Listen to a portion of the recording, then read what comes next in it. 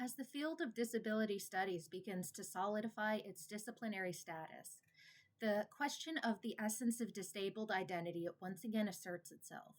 When and where does disability happen? What determines what it is and what it is not? This paper takes the practice of self-diagnosis as an occasion for examining the process of diagnosis through Louis Althusser's discussion of interpolation by the ideological state apparatus, or ISA, conceptualizing the formation of a disabled identity in the interpolation of problematized bodies and minds by medical authority.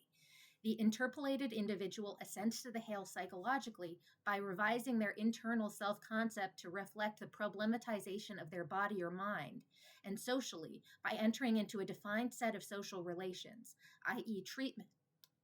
This paper maps the relationship between the problematized individual, the set of social relations that constitute diagnosis, and the ideological state apparatus of the clinic, which is tasked with reproducing the ideology of health, which is itself situated in relation to labor and the repair and maintenance of human capital.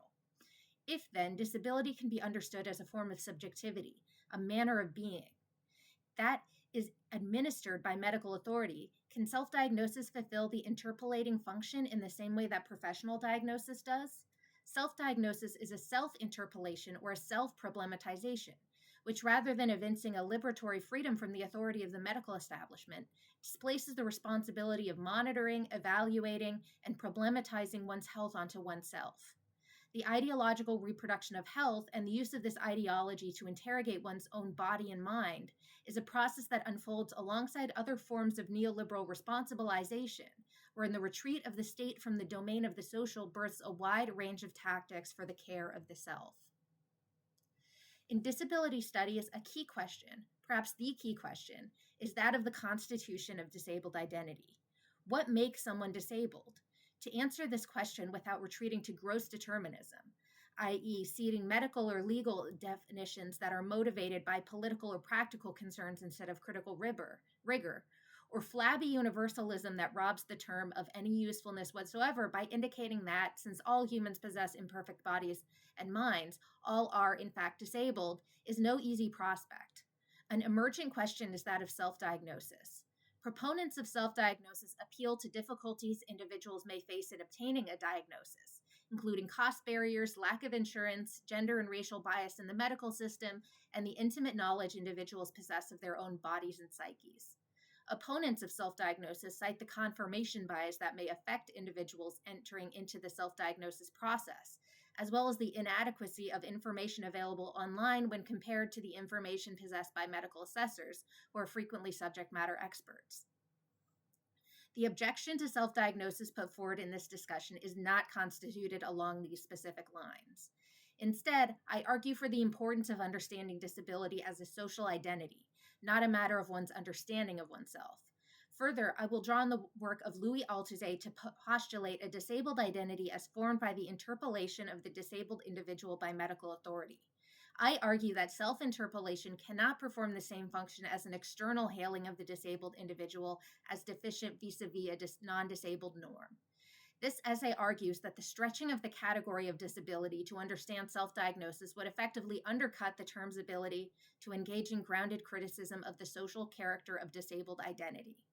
The object of the paper is not to argue that self-diagnosis is a harmful practice, or even that every individual whose self-diagnosis would not be assessed as disabled were they to engage with the diagnostic process. However, I do argue that disability is a socially constituted practice that emerges out of a definitive set of social circumstances, and that while a self-diagnosis may precipitate those circumstances, it is not constitutive of them on its own. Moreover, my analysis seeks to problematize the alleged liberatory character of self-diagnosis. Self-diagnosis is frequently postulated as a reclaiming of authority and agency from the medical authority or the institution of the clinic. A rich body of scholarship has found that sexism is present in the diagnostic process for everything from bleeding disorders to neurodevelopmental conditions like ADHD and autism spectrum disorder. Similarly, racism also affects the kind of experiences patients have in medical settings. Moreover, in an economic system where medical treatment is commodified and health insurance is tied to employment, testing and diagnosis can be cost prohibitive for low-income, non-working, or even middle-class individuals. self-diagnosis offers itself as a sort of standpoint epistemology in which oppressed people have the potential to better see their own and their oppressor's position than do other groups of people, to cite White, Bondurant, and Travis.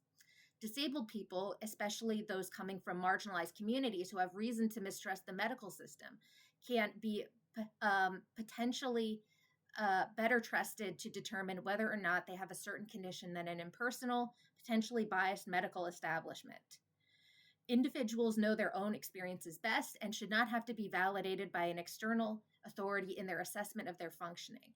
By reclaiming the authority from the medical system, individuals are empowered. While the desire for agency over the diagnostic process is understandable, the empowerment offered by self-diagnosis has a Janus-based character.